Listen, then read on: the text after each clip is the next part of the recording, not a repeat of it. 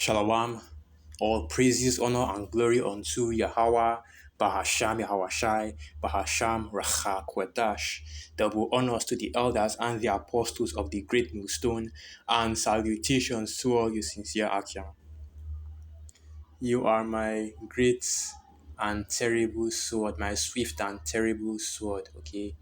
And that is, of course, a quote from Avengers Age of Ultron. Okay, after the first video I did going into the exact same movie where he quoted that I have raised you up just to bring you down. Okay, he also said that after that, he said, "You Avengers, okay, and remove the Avengers and put in Esau Edom, and then you understand the basis of this lesson." So, you Esau Edom, you are the swift and terrible sword of Yahweh Ba'asham Yahweh. Okay, so beside the fact that Esau Edom is the wicked, beside the fact that Esau Edom will be destroyed by Yahweh Ba'asham Yahushai, that he is the people of the curse and he is the people whom the Most High had hated, right?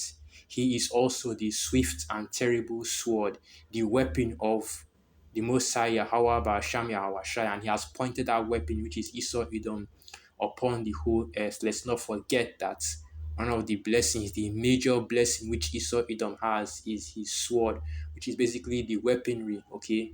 His ability to create destructive weapons, okay? Now, this is the book of Psalm 17, verse 13. Arise, O Yahweh, disappoint him, cast him down, deliver my soul from the wicked, which is thy sword, okay? And this is showing right here that even the wicked, the Most High, controls them and he brandishes the wicked like a sword. And we already know who the wicked is because the scriptures has narrowed down the wicked to Esau, Edom, the whole family, okay? Not just the elites like majority of these Edomites would want to have you believe in how to build themselves out. But every single Edomite, you are all a part of that bloodline, that nationality of being the wicked, okay? And you all share the characteristics, which is basically that you are completely against the Most High, profane, outside of the temple. So you cannot even come into the temple, you cannot even get the truth. And that's why Esau Edom has to be gathered together and destroyed, because at the end of the day, even in the kingdom, these devils will still find a way to be unrighteous. They will still continue in their unrighteousness, and we'll get that precept as it is written, though favor be shown to the wicked. Though favor be shown to the wicked. I didn't get that. I think it's favor like they spell it in America, FAVOR. Because the letter should be American. I guess not. I guess it's a European. Yeah, I guess it's European. Okay. So this is the book of Isaiah 26, verse 10. Let favor be shewed to the wicked, yet will he not learn righteousness. In the land of uprightness will he deal unjustly, and will not behold the majesty of Yahweh. And the land of uprightness, okay, that is, of course, going into the Holy Land, which they are in right now, but also the kingdom as well, where everybody will be following the laws, statutes, and commandments of Yahweh Ba'asham Yahweh. Well, guess what? In the kingdom where everybody will be sincere, everybody will be righteous, these devils will still find a way to be wicked. They will still, basically pine away, okay? They will still be hungry. They will still be eager to continue in their wickedness, even with the laws, statutes, and commandments of Yahweh Ba'asham Yahweh being the status quo.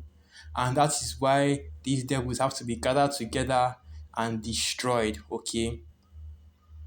But anyway, what we're focusing on is the fact that Esau Edom is the sword of the Most High. And we already know from so many lessons that has been done that all creation, okay, that all things are in control of the Most High, Yahweh Ba'asham Yahweh. Okay, there is no free will.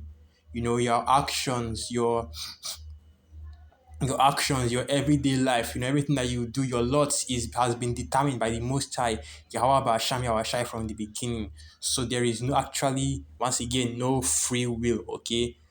Both and that shows you that the Most High truly is in control, because at the end of the day, the wicked, which is Esau Edom, he is still the one that is controlling their actions. He is the one that has set their lots and giving them the commands, okay, the instructions about what to do on the earth, and the righteous as well, because that is also a part of it, The righteous, which are you Israelites, you are also the sword of the Most High, Yahweh, Ba'asham Yahweh, as it is written.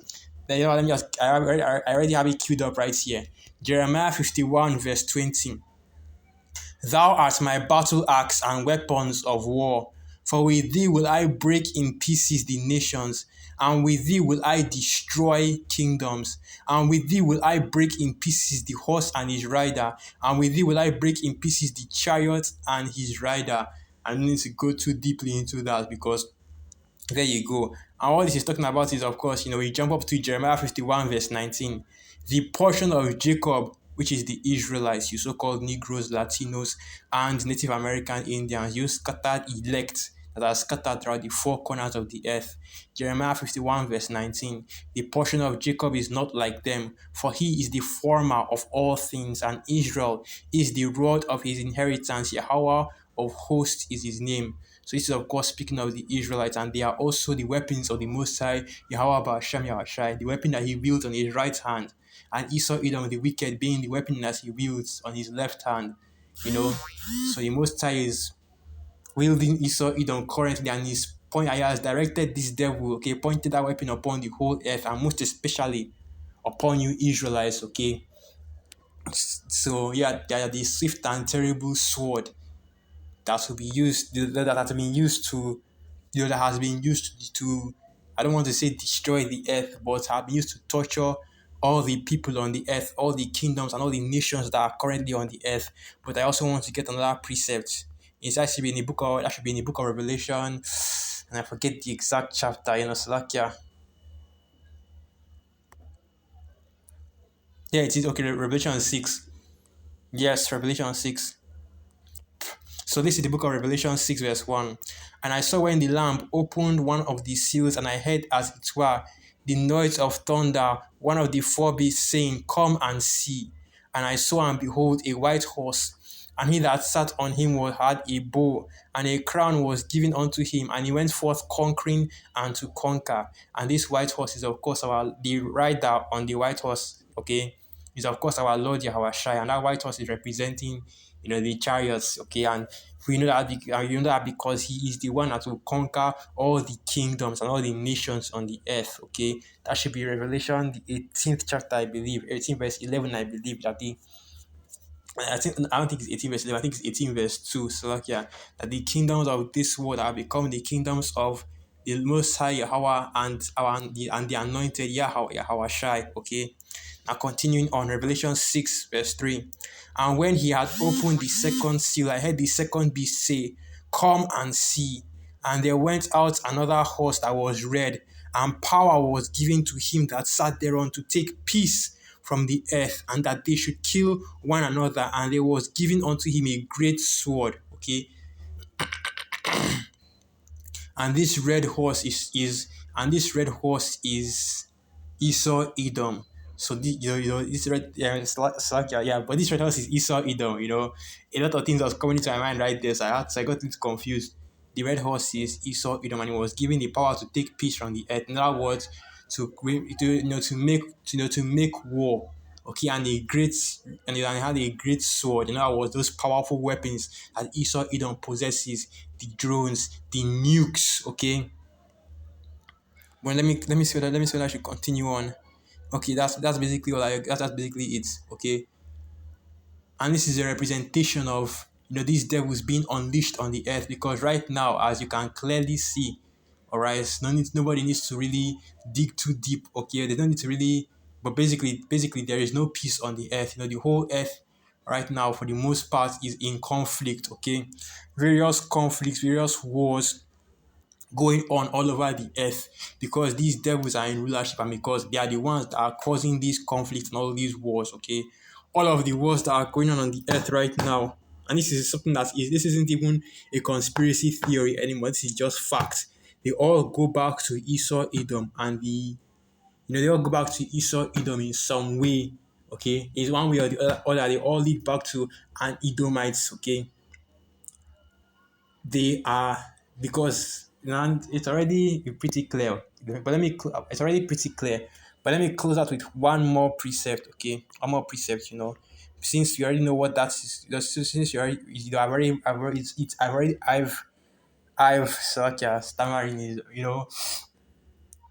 difficult for me to say something sometimes, but I've already made it very clear that this that Esau Edom is also being controlled by the Most High Yahweh Ba'asham Yahweh. So it's the sword of Yahweh Ba'asham Yahweh. Okay, now now let me get to my last precept. A nation, a nation that is far away from thee, as swift as the eagle. I've forgotten where it is in Deuteronomy 28. Was yeah, let me just type it in the search bar. Basically what I was going to say was that one of the Esau, that the Most High, like I said, the Most High had pointed Esau Edom his sword, okay, upon the whole earth, especially upon on you Israelites, and that is a part of the curses that we would have to go through. That the Most High would raise up Esau Edom to fight against us. Basically, he would use them as a weapon because it is something that the Most High had already done before. The same way he raised up Nebuchadnezzar and used him as a weapon against our people, okay. The southern kingdom during the time of the Babylonian captivity, the same way he raised up Esau Edom. So let's get this. Deuteronomy 28, verse 49. Yahweh shall bring a nation against thee from far, from the end of the earth, as swift as the eagle flieth, a nation whose tongue thou shalt not understand, a nation of fierce countenance, which shall not regard the person of the old, nor shew favor to the young. And he shall eat the fruit of thy cattle and the fruit of thy land until thou be destroyed, which also shall not leave thee either corn, wine, or oil, or the increase of thy kine, or flocks of thy sheep, until he have destroyed thee. And there you go. So there was a part of the judgment, a part of the curses that we had to face was that the Most High will put Esau Edom, which is his sword, the wicked, which is his sword, against us as well. Okay, and all these things are all and even Esau himself, is an instrument of judgment from Yahweh by Yahweh Ba'asham Yahweh. Okay, not just a weapon of war, but also an instrument of judgment which our people have had to face. Okay, but thanks be to the Most High Yahweh Ba'asham Yahweh, as is written in the book of Malachi. I believe it's that Malachi or Lamentations that you know we have that the punishment or the punishment of our captivity has been accomplished, and the Most High will no longer carry us into captivity anymore. But now the captivity is being turned upon Esau Edom. So the Most High is already at this time, putting, turning around the captivity and putting it on Esau Edom. So let me get that. The punishment of thine iniquity has been accomplished, O daughter of Zion. He will no longer carry the he being, of course, Yahweh Ba'asham Yahweh. And like I said, in that portion, you can say Yah, because when you're talking about the he, it's talking about the Most High. So Yah will no longer carry us into captivity. Okay, those are the only times. It's not the full name of the Lord. It's not a substitute for the name of Yahweh Ba'asham Yahweh. Let me get this. It's not yeah. It's a little bit lower. Here it is. Lamentations 4, verse 22. The punishment of thine iniquity is accomplished, O daughter of Zion. He will no more carry thee away into captivity. He, being the Most High, Yahweh Ba'asham Yahweh, he will visit thine iniquity, O daughter of Edom. Yahweh will discover thy sins. Okay. Now I would have said yeah there, but you already have all these yeah bless the Israelites, and I don't want have that confusion to be out there. So we'll just continue to use the true name of the Most High Yahweh. Okay. And this is where we are at right now. Okay, the sword here, basically the Most High has dropped the sword, which is Esau on the left hand sword, and he has picked up the right hand sword, which is our people, you Israelites, you so-called Negroes, Latinos, and Native American Indians. They are scattered throughout the four corners of the earth, and he has picked it up. But it's not really a sword, but as the scriptures say, Jeremiah 51, this is a battle axe. Okay, and he has picked it up and he's going to use it to break his sword, okay, the left hand sword, which is Esau Edom. So I'm going to end the video right there. So with that, all praises, honor, and glory unto Yahweh, Ba'asham Yahweh, Bahasham Rachak Wadash, Wa Abad Babal. And through the Spirit, I hope you actually are quite edified. And I'll put the quote I was talking about from Age of Ultron at the end of this video. So with that, once again, Shalom. You, Avengers, you are my meteor, my swift and terrible sword, and the earth will crack with the weight of your failure.